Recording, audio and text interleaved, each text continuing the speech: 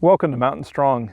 Today we are at the Glen Alps parking area, which is one of the many parking areas in the Chugach State Park, a place where you can go and get a nice overlook over the city of Anchorage and the primary parking lot for when you want to climb Flat Top, as well as the O'Malley Peaks over there and a number of other trails back in the Chugach State Park.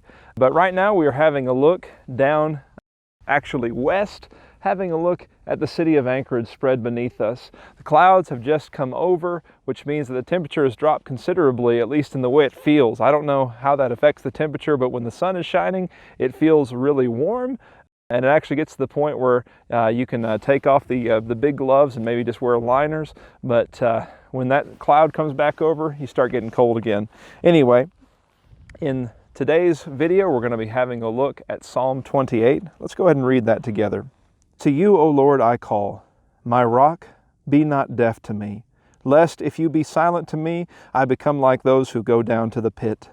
Hear the voice of my pleas for mercy, when I cry to you for help, when I lift up my hands toward your most holy sanctuary. Do not drag me off with the wicked, with the workers of evil, who speak peace with their neighbors while evil is in their hearts. Give to them according to their works and according to the evil of their deeds. Give to them according to the work of their hands. Render them their due reward. Because they do not regard the works of the Lord or the works of his hands, he will tear them down and build them up no more. Blessed be the Lord, for he has heard the voice of my pleas for mercy. The Lord is my strength and my shield. In him my heart trusts, and I am helped. My heart exults, and with my song I give thanks to him. The Lord is the strength of his people. He is the saving refuge of his anointed. O save your people and bless your heritage. Be their shepherd and carry them forever. What we have here in Psalm 28 is another kind of lament psalm, similar to what we've seen in Psalm 13 and Psalm 22. But this psalm is an interesting lament psalm because it's difficult at first to determine why the psalmist is lamenting. And one of the best ideas that I saw set forth regards something that is very real to us in our day and age. Remember that the Psalms are written for a community of faith that wasn't a part of society, but rather that was society. To be a Jew in the time of the psalmists was to be a person whose entire country was, at least in theory, on God's side. And there are therefore considerations as you walk in the life of faith as to how you will worship God, of course, but how you live your life and how you even interact with the legal system.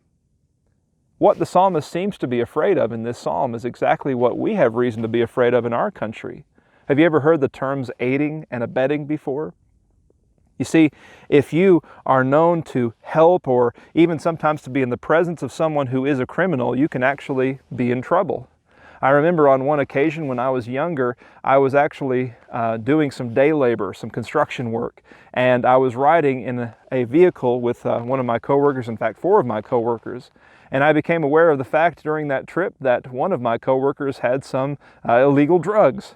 And I remember at that time absolutely freaking out. I didn't know what to do. I probably should have just said, stop the car and I want to get out of here. I didn't do that.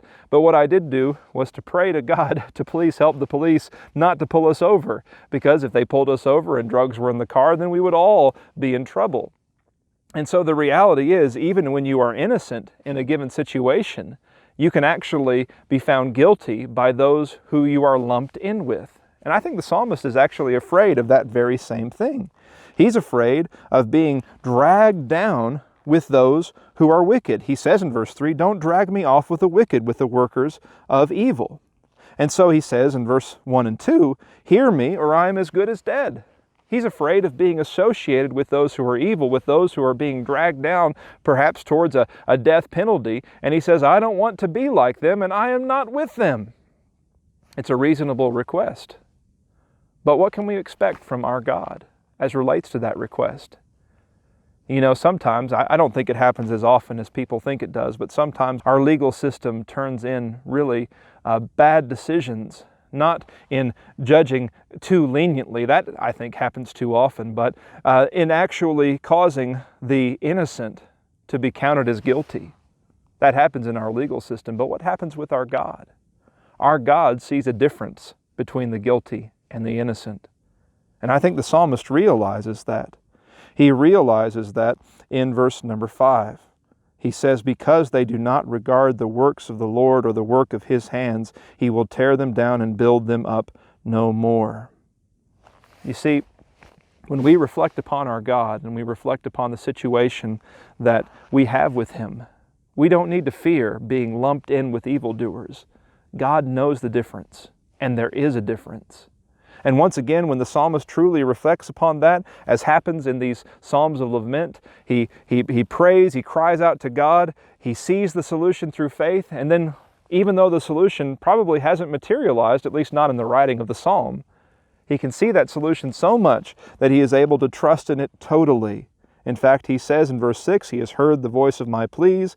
The Lord is my strength and my shield, verse 7. And in fact, I am happy in singing at the end of verse 7. I'm giving thanks to Him. You know, one of the wonderful things that this psalm teaches us, in addition to the fact that we learn that our God doesn't lump us in with evildoers and that He knows the difference and can see the difference between us and them, the wonderful thing that this psalm teaches us is that when we pray, there is a definite and immediate benefit. There is the immediate benefit of knowing that we have brought our concern to a God who cares, a God who is able to deliver, and a God who will deliver. When we do that, we can begin to see the solution that we know He will provide. Now that solution, I want to be very careful in saying this, is not always going to be the solution that we outline in our prayer. But God is going to take care of us, and He's going to do what is eternally best, not only for us, but for everyone involved in the circumstance or situation.